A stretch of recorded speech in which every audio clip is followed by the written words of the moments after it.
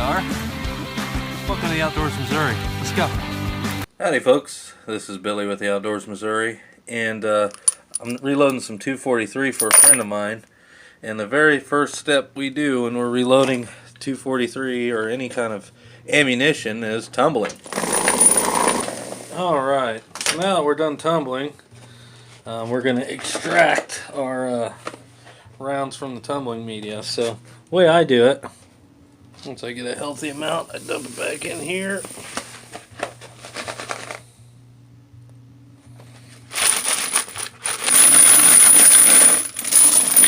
Not a whole lot. I think there's only 20 in here.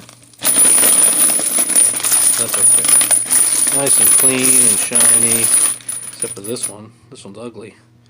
But this is one of my annealed. It's been annealed. They all have. Some take longer to polish up than others.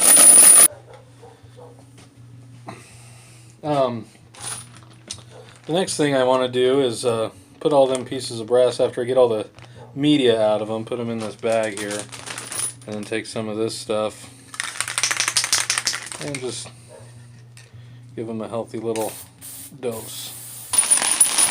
Now, one of the bad things about the case lube is you got to clean the dies up. Made some ammo a few days ago, and a friend of mine, wanted me to make some for him, so I said I would, and that's what you guys are seeing today. Alright, so now we're going to set our die. I've taken it all apart, made sure it was nice and clean inside, which it is. So what I do is I just let the press go all the way, and then I put just a cord, like a little turn, and I tighten this down. Now once we have this set, we don't want it to move. We don't want it to move at all. Okay, so we've got it all tightened down. So now we're going to take our lube cases and we're going to size them up. Now I don't think that, these are an RCBS dies, but I don't think on a lot of the new dies they require any lubrication, but I like to use it because it's easier on just about everything. Now, this is a full length size, so we've got it all back down to factory. Now one thing I do like to do is I like to uniform the primer pocket. So let's size a few of these, and then we'll talk about that.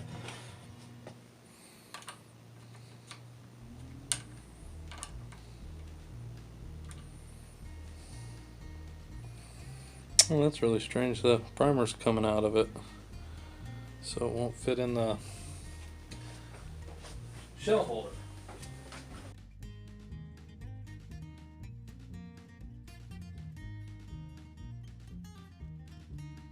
Okay, last one. So we've successfully sized 20 rounds. No big deal. This is a primer pocket uniforming tool. Essentially what it does, essentially what it does is you take there we go, look at that. Okay, so then we're gonna, it cleans it as well, but it's actually gonna cut it, and look at it now. If it wasn't perfectly square, it is now. So we're going to do that to all these now.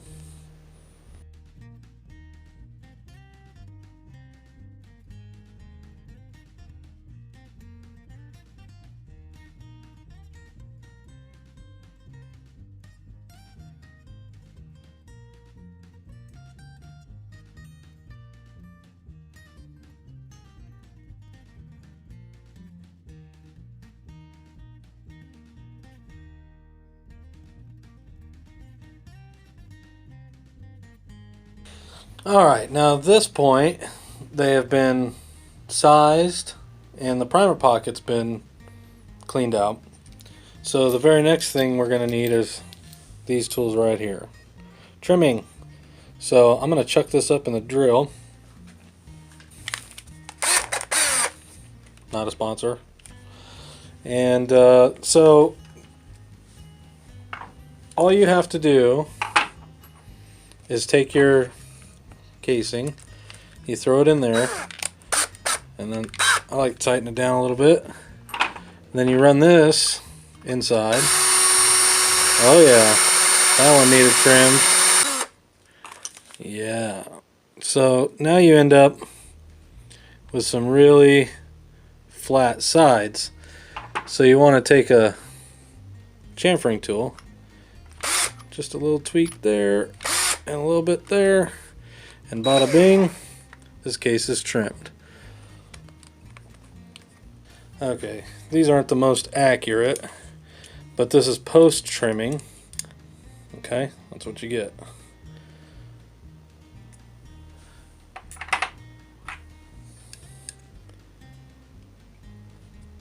So we got a little bit there, can come off.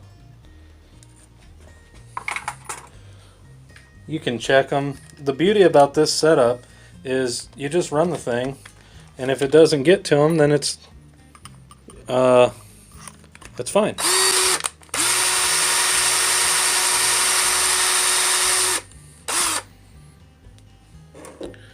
And then a little that and a little this. Let's see what our length is now.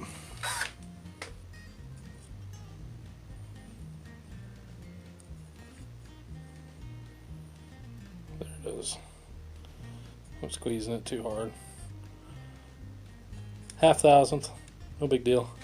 So we're going to continue to do that with the rest of these.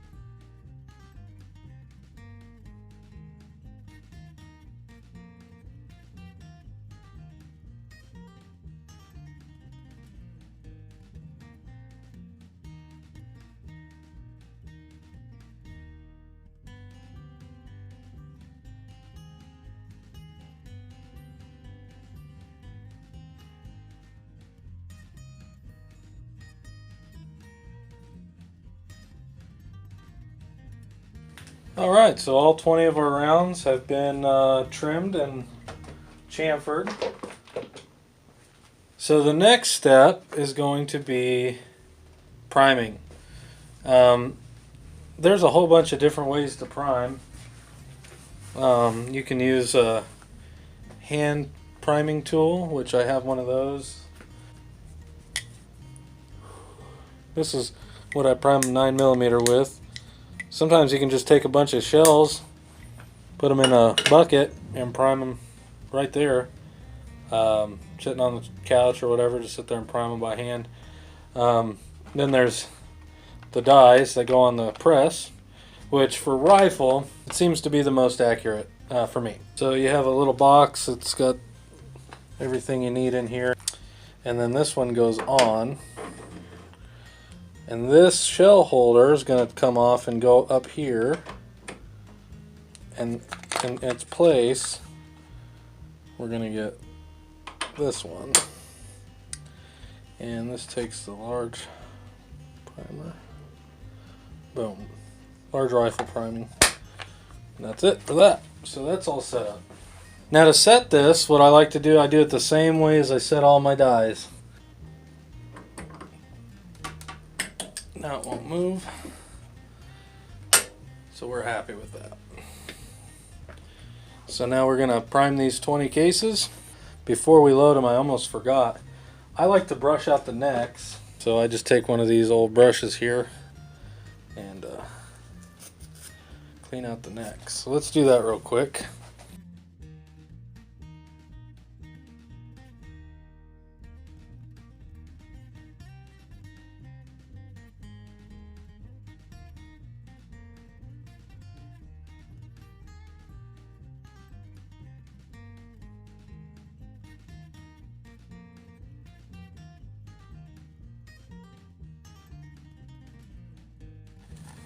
Okay, now that we're done with that, I'm gonna get my primer flipper out. This is not a necessary tool, but it's one of those things where it's kind of nice to have. I'm gonna pull out 20 primers and flip them onto here. Oh, we lost one. Okay, then we're just gonna give that a shake. Perfect. So now we should be ready to prime. So let's go ahead and do that.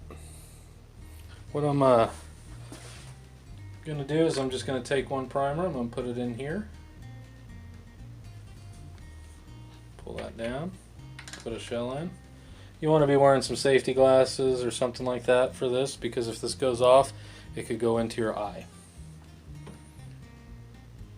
Push it down, pull it back up. We're going to take a look at it.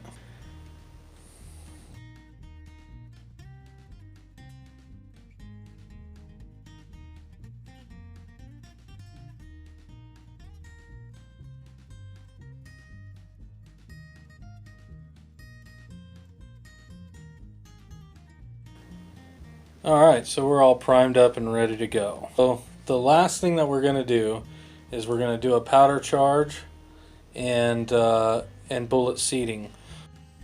Now on to our final stage, which is charging and loading.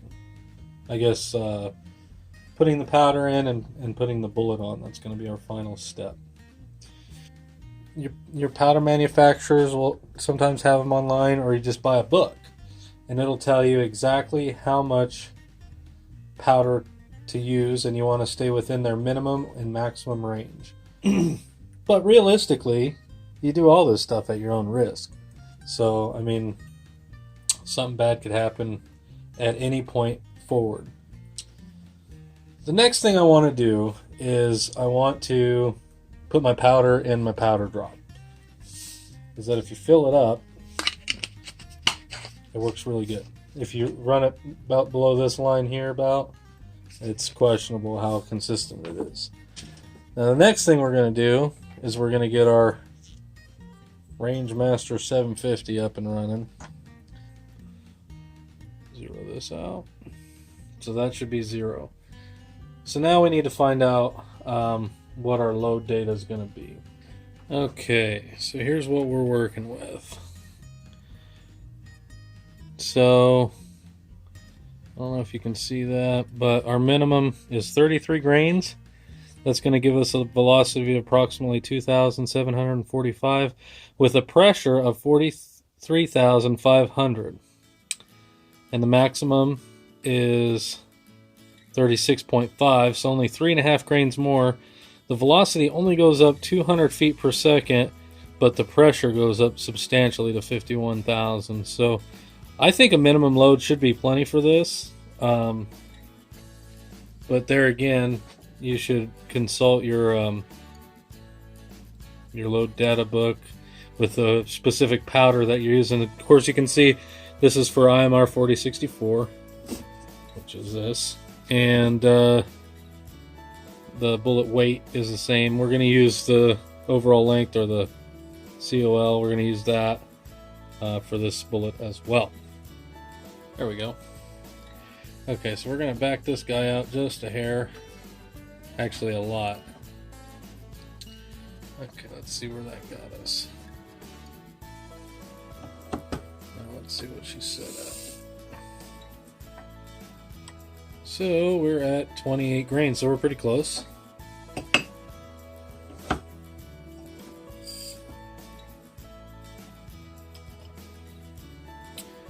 $32.8, so we can live with that.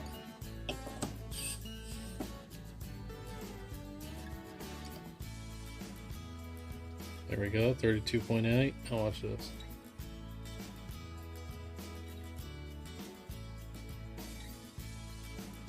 Boom, 33. If you want it to be super particular, this is the way I recommend to do it. So we're just going to use this. Oop, bump the camera.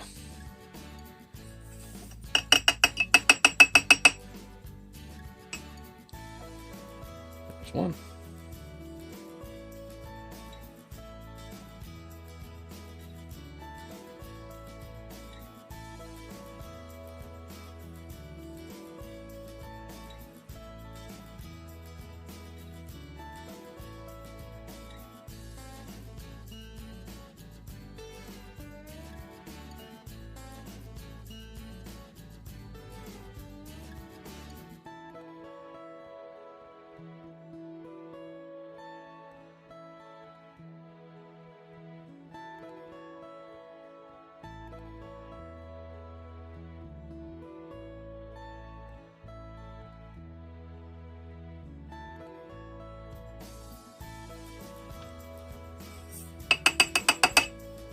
Okay. And the way we're going to set our die is the same way we set all the dies.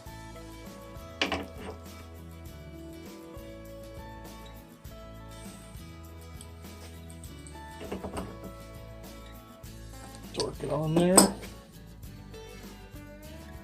We're going to run this out just a hair. There, maybe you can actually see something now.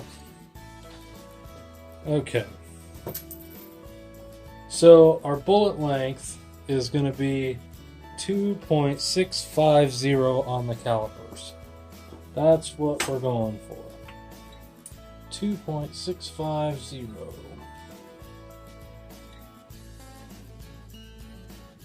Put this in there like so. Until we feel something. I already felt the touch. So I'm going to back it off a little bit further. Okay, that's where we're at, which is way too long. I can already tell just by looking at it. But we'll go ahead and measure those. Measure it, see what we get.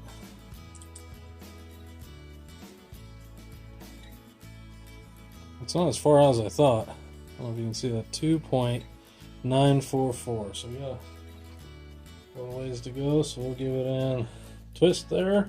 And see, that bullet will keep pushing down. And it'll get shorter.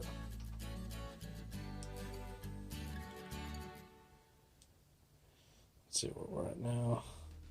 2.881. A little bit more. And we're going to keep doing this until we get right where we want to be. I'll move there.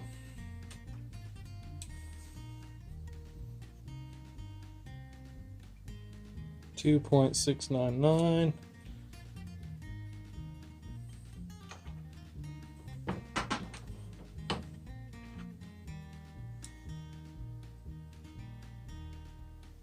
.652. We're right in there.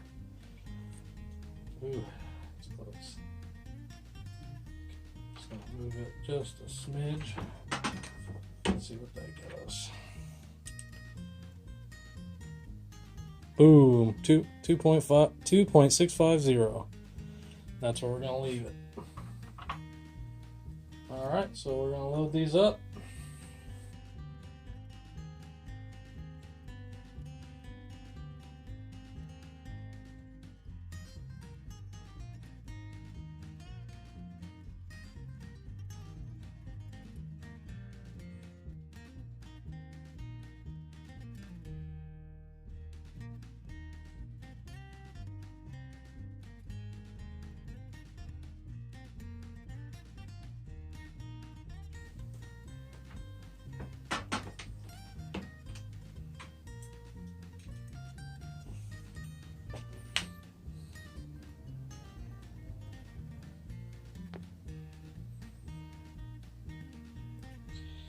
And there we have it.